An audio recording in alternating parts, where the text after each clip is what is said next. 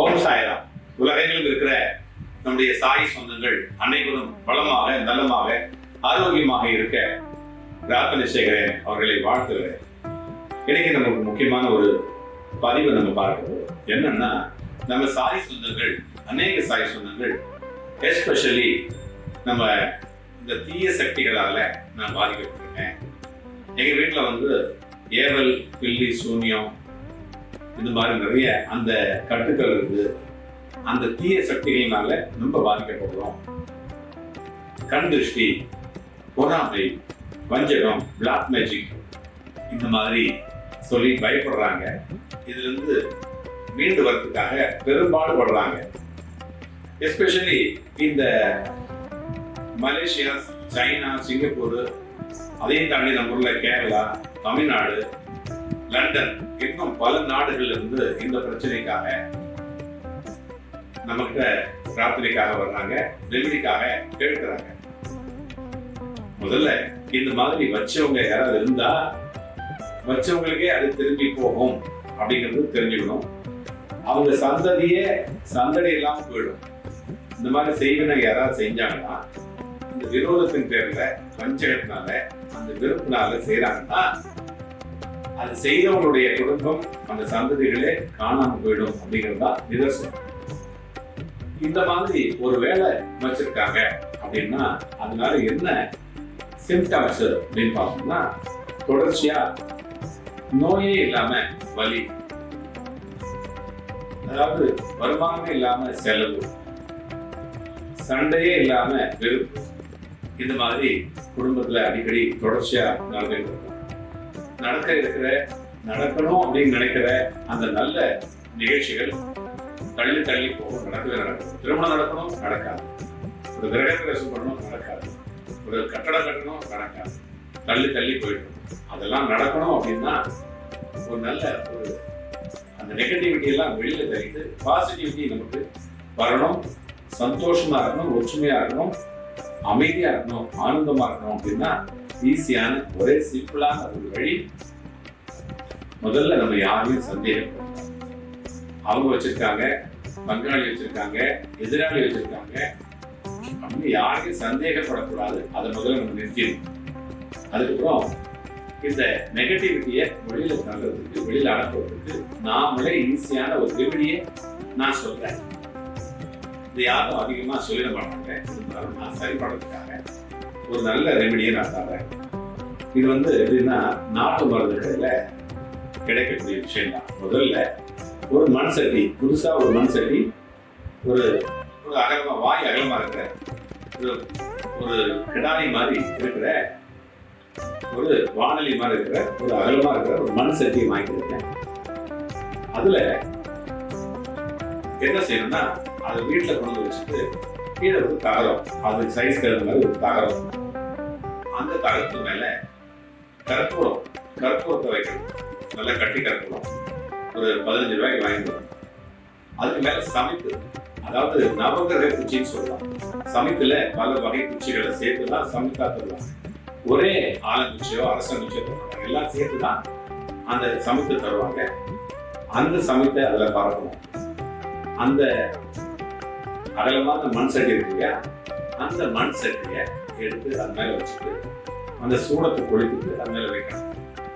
அதுக்கு மேல என்ன செய்யணும், இந்த 50 கிராம் குண்டுமணி, சிகப்பு குண்டுமணி, பிள்ளையாருக்கு கண் வைக்கணும் இல்லையா, அந்த சிகப்பு குண்டுமணியை நம்ம அதுல போட்டு வறுக்கணும். அது கூட நாயுருவி இருக்கு இல்லையா, நாயுருவி இலை, நாயுருவினா முழுமுள்ளா இருக்கும் அந்த செடியில, அதனுடைய இலையை மட்டும் எடுத்து அந்த குண்டுமணி கூட சேர்த்து வறுக்கணும். அதுல அந்த வறுக்கிற நேரத்துல அந்த புகை வந்து அதுல இருந்து புகை வரும். அந்த புகை இந்த மாதிரி நெகட்டிவ் இருக்கிற வீட்டுல புகை வந்துச்சுன்னா அந்த நெகட்டிவிட்டி எல்லாம் வெளியில போயிடும். பொதுவா சாய் பக்தர்கள் எப்ப செய்யணும் அப்படின்னா, வியாழக்கிழமைகள்ல காலையில நம்ம பூஜை பண்றோம் இல்லையா, 9 வாரம் விரதம் இருக்கணும். அந்த 9 வாரம் விரதம் இருந்துட்டு அந்த விரத காலங்கள்ல காலையில எழுந்து நியம நஷ்டங்களை குறிச்சுட்டு பூஜை நேரத்துல இந்த மண் சட்டி இந்த குன்றிமணி வறுவல அந்த வறுவல்ல வறுக்கிறது, இது வந்து மண் சட்டி வாங்கிட்டு வந்து வறுக்கணும். குன்றிமணியும் நாயுறு இலையும் போட்டு நல்ல புகை வர்ற அளவுக்கு வறுக்கணும். வறுக்கும் போது அந்த கற்பூரம் எரிஞ்சு அந்த சமைச்சி எரியும் போது ஆட்டோமேட்டிக்காக அது அடுத்த மாதிரி தான். கல்லெல்லாம் வைக்க வேண்டியதில்லை, அது மேலே வச்சாலே போதும். அது எரியும் போதே அது ஹோமம் மாதிரி. அது இந்த குன்றிமணி ஹோமம்னு கூட சொல்லலாம். சாயப்பாவுடைய குன்றிமணி ஹோமம் அப்படி சொல்லலாம். இதை வந்து உங்க வீட்லயே தான் செய்யணும், வெளியில எங்கேயும் செய்யக்கூடாது. நம்ம வாழக்கூடிய அந்த நெகட்டிவிட்டி இருக்குதுன்னு நினைக்கக்கூடிய அந்த வீட்டில் செய்யணும். அந்த வீட்டினுடைய உரிமையாளர் மட்டும் தான் செய்யணும், வெளியில வேற யாரும் செய்யக்கூடாது. ஒருவேளை நீங்க செய்ய முடியல, உங்க ஊர்ல உங்களுடைய நாட்டுல அந்த செய்யறதுக்கு வசதி இல்லைன்னா உங்க பேர்ல நாம கூட நம்ம செய்யலாம். எப்படி செய்யணும்னா, ஏற்கனவே நான் சொன்ன மாதிரி வியாழக்கிழமை விரதம் 9 வாரம் இருக்கிறோம். அந்த 9 வாரம் ஆரம்பத்திலிருந்து அந்த நிறைவான அந்த வாரம் வரைக்கும் அதை செஞ்சுக்கிட்டே இருக்கும். நான் முதல்ல சொல்றேன், ஒரு மண் சட்டி, அகலமான மண் சட்டி, அதை வாங்கிட்டு வந்து கீழே ஒரு தகரம் அதே சைஸ் போட்டு, ஏன்னா தரம் வந்து டேமேஜ் ஆகிடும். சில பேர் தரம் இருக்கும், மார்பிளா இருக்கும், டைட்ஸ் இருக்கும். தரம் வந்து பாழாயிடக்கூடாது அப்படிங்கிறதுனால ஒரு தகரம் வச்சுட்டு அந்த தகரத்து மேலே கத்திகத்திரம் வச்சுட்டு கத்திகத்திரத்தை சமைத்தி வச்சு ஒரு ஹோமம் பண்றதா வச்சுட்டு அந்த மண் சட்டி கீழே விழுந்ததாத மாதிரி அந்த சமத்துகளை அடுக்கி வச்சுட்டு அது எரியும் பொழுது இந்த நாயுருவி அந்த இதையும் இலையும் அந்த குன்றிமணியும் சிகப்பு குன்றிமணியும் போட்டு அதில் வறுத்தெடுக்கும். அது வறுக்கும்போது வரக்கூடிய புகையை ஒரு துணியை வச்சு, கறி துணியை வச்சு நம்ம எடுத்துக்கொண்டு அந்த வீடெல்லாம் அந்த புகையை காமிக்கலாம். பூஜை ரூம், சமையல் பெட்ரூம், இந்த மாதிரி ஹால், முக்கியமான இடத்துல அந்த புகையை காமிச்சிட்டு மறுபடியும் வச்சு அதை காய வச்சு மறுபடியும் ஒரு ரூமுக்கு போயிட்டு அடுத்த ரூமுக்கு வரலாம். திருப்பி வச்சுட்டு திருப்பி அந்த புகை போயிடும் இல்லையா, புகை போகிறதுக்கு முன்னாடி மறுபடியும் வந்து அந்த தீயில வச்சு புகை வரும்போது மறுபடியும் இன்னொரு ரூமுக்கு போயிடலாம். இந்த மாதிரி தொடர்ச்சியா 9 வாரம் காலை வேளைகளில் காமிக்கணும். எந்த புகையை? இந்த குன்றிமணி ஹோமத்துடைய புகையை வீடு முழுக்க காமிக்கணும்.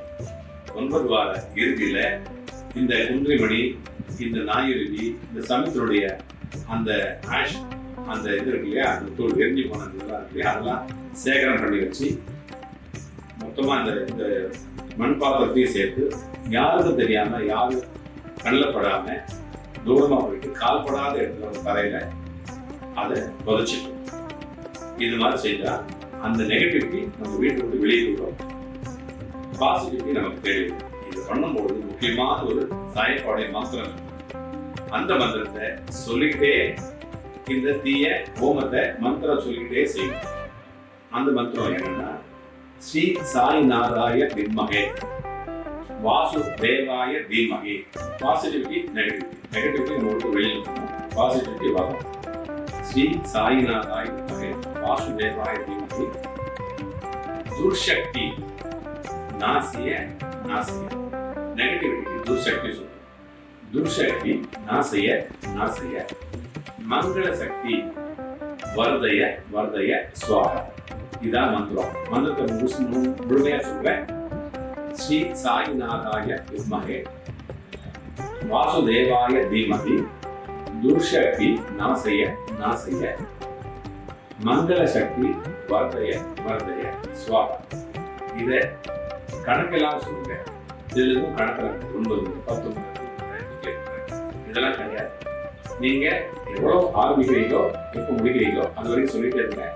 இடையில நிறுத்தினாலோ, ஒரு தடைப்பட்டாலோ, வேற ஒரு வேலையோ, ஒருத்தர் இன்னொரு வார்த்தை சொன்னாலோ அதனால பயம் இல்லை, பாதுகாப்பு சொல்லிட்டே இருங்க. இந்த மந்திரத்தை சொல்லிட்டே இந்த முறையை செய்யும்போது இந்த மந்திரத்தை சொல்லிட்டே செய்யணுங்கிறது தான் முறை. அதனால சொல்லுங்க, வெல்லுங்க. கண்டிப்பா உங்க வீட்டில் இருக்கிற நெகட்டிவிட்டி போகும், பாசிட்டிவிட்டி வரும், நிச்சயமா நடக்கும். இதை நிறைய பிள்ளைகளுக்கு, சாயப்பாருடைய பிள்ளைகளுக்கு நிறைய பேருக்கு நான் வந்து ரகசியமா சொல்லியிருக்கேன். அது இப்போ நான் வெளிப்படையா சொல்லியிருக்கேன், எல்லாருக்கும் தெரியணுங்கிறதுக்காக சொல்றேன்.